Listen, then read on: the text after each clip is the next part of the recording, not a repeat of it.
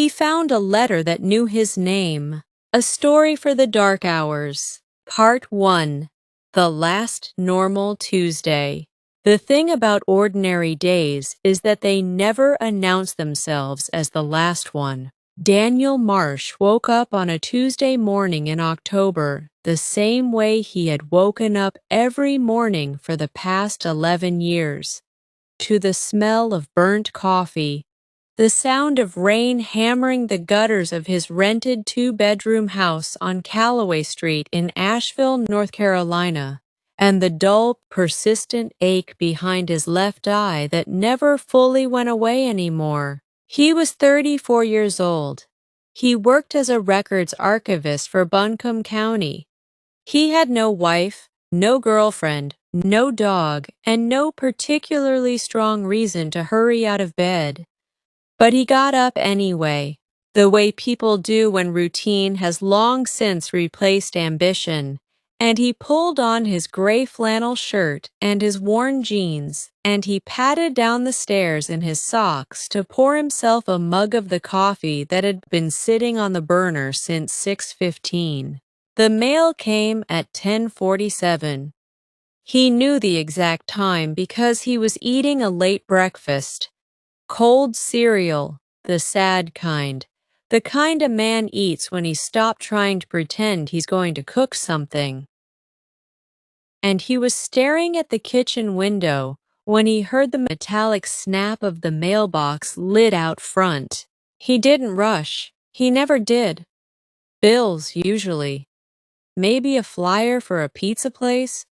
Maybe a catalog for a gardening company he had never subscribed to, addressed to the previous tenant, a woman named Margaret Howell who, according to the landlord, had moved to Phoenix 3 years ago and never looked back. He finished his cereal. He rinsed the bowl. He dried his hands on the dish towel hanging from the oven handle.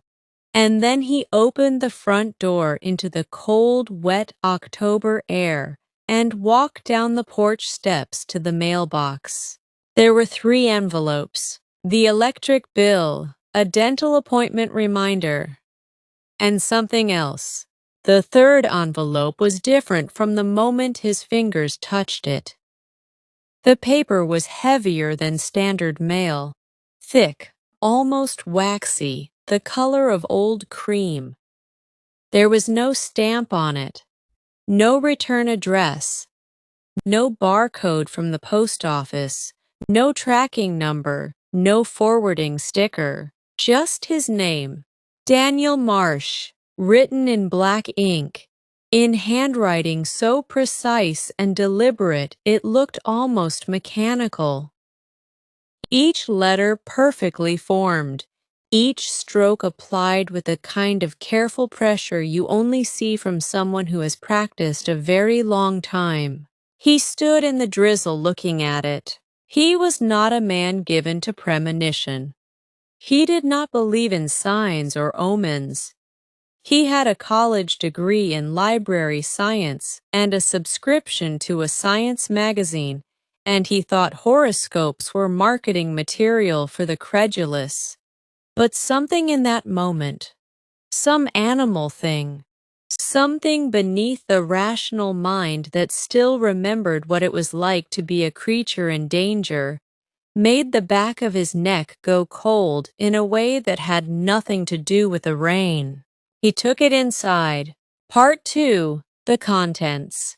He set the envelope on the kitchen table and stared at it for nearly 3 minutes before he opened it. Inside was a single sheet of the same cream-colored paper, folded twice. He unfolded it carefully, the way you handle something fragile or poisonous, and he read it standing up at the table with the rain running down the window behind him and the coffee going cold on the counter. The letter read, "Dear Daniel, you don't know me, but I know you well enough to know you'll read this alone, in your kitchen, probably in the morning, probably with bad coffee. I know the pain behind your left eye hasn't gone away since the accident in 2019. I know you still think about Route 26 sometimes when you can't sleep. I know that your mother's name was Patricia, that she called you Danny Boy until you were 12 and asked her to stop, and that you never told anyone how much you regretted asking her that after she passed. I'm not writing to frighten you. I'm writing because you are one of 7 people who need to know what is coming. Not because you can stop it. You can't. No one can. But because someone should know. Someone should be a witness. And you, Daniel, out of all the people left on this earth, you are the kind of man who keeps records. What is coming has no name that translates cleanly into English. The closest word is erasure, not death, not apocalypse, not the end of the world in any cinematic sense. Something quieter and more total than that. A forgetting so complete that even the forgetting will be forgotten. It begins with the children. You will notice in the coming days that children in your city will begin to wake from sleep speaking words in no language their parents recognize. They will not remember doing it. They will be fine, outwardly, healthy, happy even. But at night, in the dark, they will speak. And what they speak is old. Older than language. Older than memory. This is the first sign. The second sign will be the birds. The third I will leave for you to discover. By the time you reach the third sign, you will understand why I could not write it here. Some things cannot survive being named too early. You have 19 days. I am sorry, Daniel. I truly am. You deserved a quieter life than the one you got, and you deserved a better ending than the one that's coming for all of us. But you were always going to be the one who read this letter. Some doors, once they exist, were always going to be opened by a specific hand. Keep the record. M. Daniel read the letter twice. Then he sat down in the kitchen chair, just dropped into it, like his legs had made the decision for him. And he sat there for a long time with the letter on the table in front of him, and the rain pressing against the glass, and the coffee growing colder by the minute. His mother's name had been Patricia. She had called him Danny Boy. He had asked her to stop when he was 12. She had died of a stroke in March of 2021, alone in her house in Boone, while he was at work filing records for a county that would outlast her by decades and might, depending on the letter in front of him, outlast nothing at all. He had never told anyone about the Danny Boy thing. Not a single person alive. It was the kind of small grief you carry inside you like a splinter, too minor to mention, too constant to forget. He picked up his phone. He thought about calling someone. He put it back down. What would he say? I got a letter. It knows things. It says the world is ending, quietly, in 19 days. He looked at the letter again. Keep the record. He was an archivist. It was, he supposed, the only instruction in the letter he was actually qualified to follow. Part 3, the first sign. It took 4 days. He found it not in the news. The news was full of its usual carnival, politics, and weather, and a missing woman in Charlotte and a gas explosion in Denver. But in the Asheville Community Facebook group he had joined years ago and mostly muted, a mother named Jessica Tran posted at 2:17 in the morning, "Does anyone else's kid do this?" Woke up to Lily talking in her sleep, but it wasn't English or anything I recognized, almost like she was chanting. She's 6. She doesn't remember any of it and she seems totally fine, but I'm freaked out. Anyone? By morning, the post had 47 comments. Oh my God, yes! Our son did this last night. We thought he was having a nightmare. Same. Our daughter. She was standing up in her bed, eyes open, but she wasn't awake. We almost called 911. We videotaped it. I don't want to post the video. It scares me. Daniel sat at his computer reading the comments, with the letter on the desk beside him, smoothed flat, and he felt something move through him that he had no clean word for. It was not quite fear. It was something past fear, something that lived on the far side of it. The feeling you get not when danger approaches, but when you realize the danger was already here, already inside the room, and has been for longer than you knew. He started a document on his computer. He titled it Record. He typed the date. He typed what he had found. He drove through the streets of Asheville that afternoon, along the French Broad River, through the River Arts District, up through the neighborhoods climbing into the Blue Ridge foothills, and the city looked exactly as it always looked. Wet and beautiful and slightly melancholy, the way October cities do. Tourists in rain jackets on Lexington Avenue. A food truck outside the old warehouse on Klingman. Dogs on leashes. Coffee shop windows fogged from the inside. Nothing wrong. Nothing visibly, verifiably wrong. But he had read the comments, and he knew what the letter had said. The first sign will be the children. He went home and he kept the record. Part 4. The Weight of Knowing. On the 7th day, he tried to find him. He had no last name, no address, no digital footprint. He spent 3 evenings going through everything he could think of, searching for the handwriting style, for the paper stock, for the specific phrasing. He was an archivist. He knew how to find things. He found nothing. He did find, in the county records he had access to through his work, a property filing from 1987 for a parcel of land outside Weaverville, about 12 miles north of Asheville, registered to a company called Meridian Land Trust, whose listed agent was a person named only as M. Calloway. Calloway Street, where he lived. He sat with that for a long time. On the 8th day, a journalist named Thomas Reed published a short piece in the Asheville Citizen-Times about an unusual number of parents reporting children speaking in their sleep. Reed treated it as a quirky human interest item. Maybe it's a social contagion. Maybe it's a podcast kids are listening to. Maybe it's the autumn cold going around. He quoted a pediatric sleep specialist from Mission Hospital who explained it away with calm, technical language that made everything sound manageable and small. Daniel read the piece and thought, Thomas Reed does not have a letter. On the 12th day, the birds came.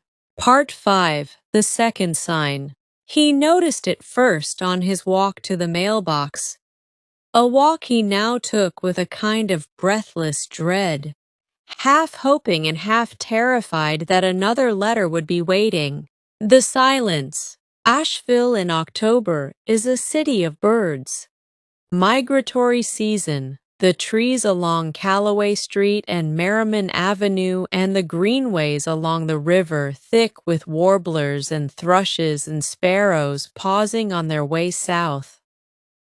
Daniel had never been a birder, but he had lived in this city long enough to know the ambient sound of it, the way you know the sound of your own house, the particular creak of the third stair, the way the refrigerator hums.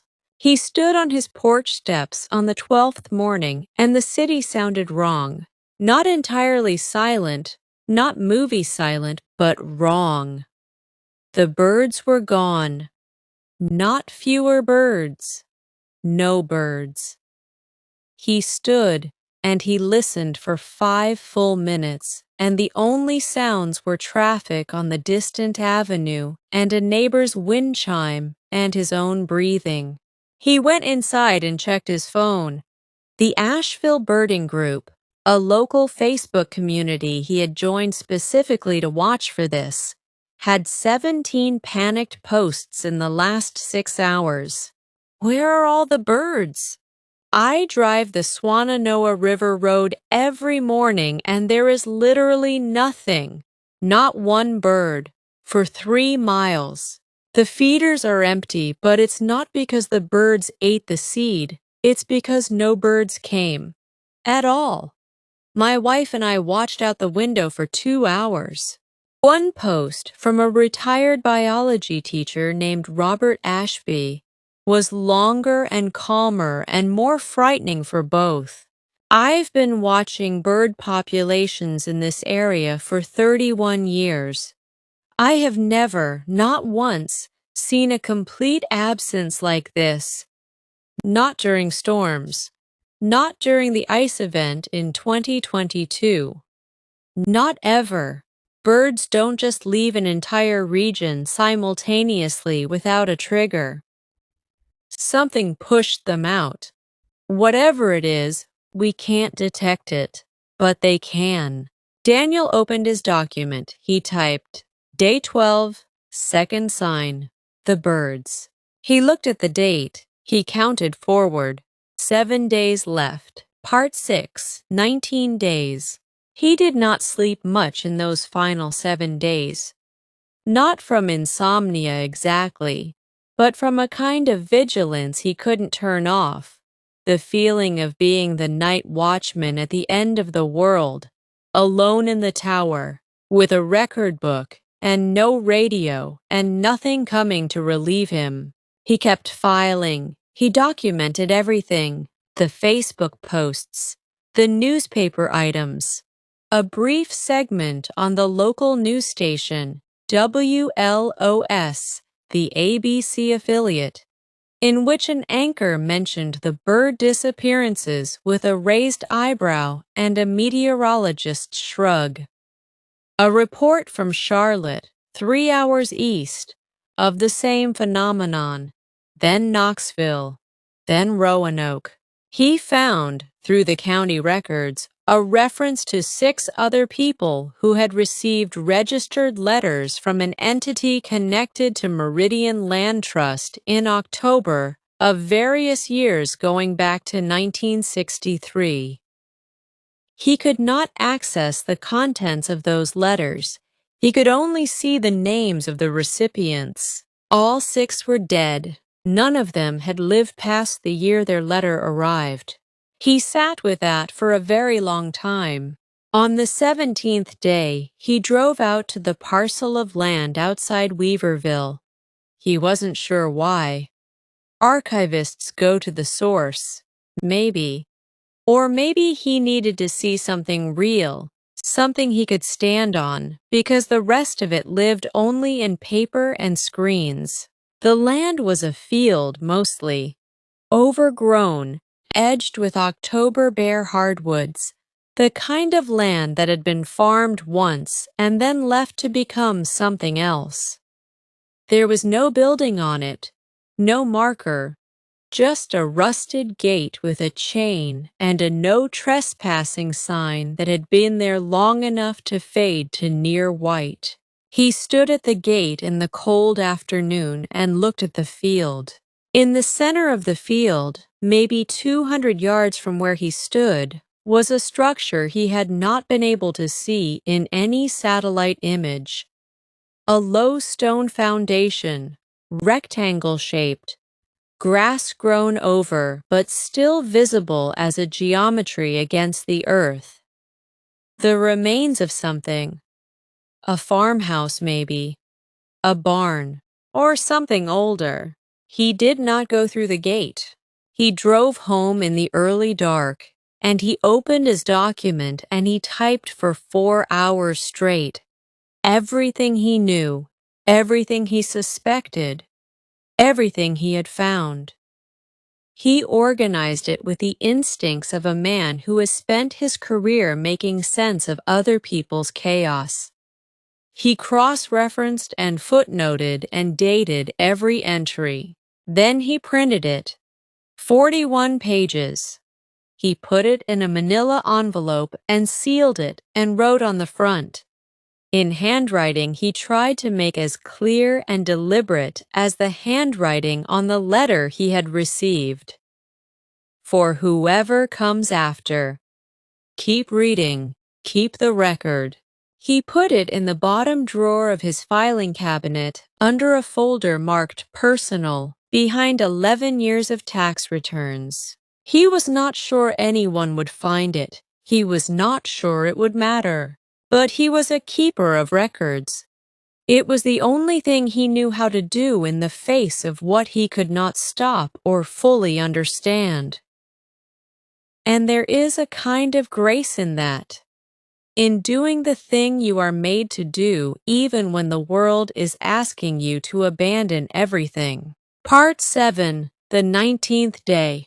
He woke on the 19th morning to a silence so profound it was almost textured. No rain, no traffic, no wind in the maple tree outside his bedroom window, whose branches usually scraped the glass in the smallest breeze. Just silence. He lay in bed for a while, looking at the ceiling. He thought about his mother. He thought about the word Danny boy, and how it had felt, at 12, to be embarrassed by love, and how that embarrassment had calcified over the years into something he couldn't name and couldn't carry and couldn't put down. He thought about M, whoever M was, who had known that. He got up. He made coffee. Real coffee this time. The careful kind. The kind you make when you want to do something right. He sat at the kitchen table and he drank it, and he looked out the window at Callaway Street, where the trees stood bare and still and the pavement was dry for the first time in weeks. Everything looked normal. That was the most frightening thing of all. At 10:47, the same time the mail usually came, he heard the mailbox snap. He sat very still for a moment.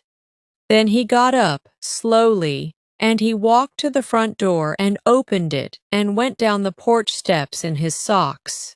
The concrete cold and slightly damp beneath his feet, and he opened the mailbox. One envelope, cream-colored, heavy paper, his name on the front, Daniel Marsh, the same handwriting. He stood in the still October air and he held it and he thought about not opening it. He thought, some doors, once they exist, were always going to be opened by a specific hand. He opened it. The letter inside was very short, just a few lines. Daniel, you kept the record. That's all we needed. The third sign is you. It was always you. Not because you're special, though you are, in the quiet ways that most people are and never know, but because you saw and you wrote it down and you did not look away. The forgetting has been paused, not ended. Paused. It works the same way archive works. You can't stop time from passing, but you can keep what passes from being lost. You have more time than you think. M. He read it twice. Then he looked up at the sky above Callaway Street. Pale gray and enormous, the kind of sky that goes on forever in all directions if you let yourself really look at it. Somewhere down the block, a sparrow landed on a telephone wire. Then another. Then 5 more. Then a whole murmuration of starlings swept over the rooftops from the east, thousands of them, turning and folding in the air like a single living thought. The birds were back. He stood there watching them until his feet went numb from the cold concrete. And then he went inside and sat down at his computer and opened his document and typed, at the top, in bold letters, "This is not the end of the record." And he kept writing. Epilogue. What we leave behind.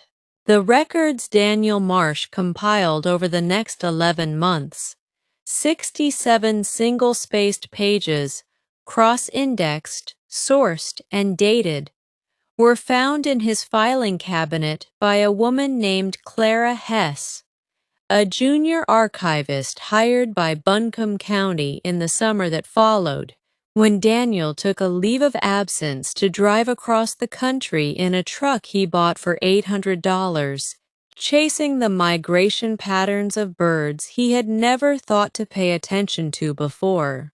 Clara read all 67 pages in one sitting. Then she opened a new document on her computer. She titled it Record Volume 2. She typed the date. She began, "Somewhere in America right now, in a house on a street with a name you might recognize, there is a mailbox. The mail hasn't come yet, but it will." And a closing note from the storyteller. To everyone who read this story to the very last word, thank you, not just for your time, but for the part of you that couldn't look away. That part is important. In a world that moves faster than we can follow, the people who slow down to witness, to read, to feel a story, those people are the record keepers. And record keepers, as Daniel learned, matter more than any of us knows. The world needs more people who notice the silence before the storm. More people who pick up the strange letter instead of setting it aside. More people brave enough to keep writing even when they don't know the ending. That might be you. If this story reached something in you tonight, if it made you lock the door twice, or look up at the sky a little longer, or think about someone you love and haven't called in too long, then it did exactly what a story is supposed to do. Good luck out there. The world is strange, and the mail still comes every day, and you never quite know what's going to be waiting in that box. If you want more stories that get under your skin, the kind that stay with you long after the lights come back on, then stick around on this channel. Every story here is written to make you feel something real. Subscribe, turn on notifications, and never, ever ignore a letter that knows your name. We'll see you in the dark.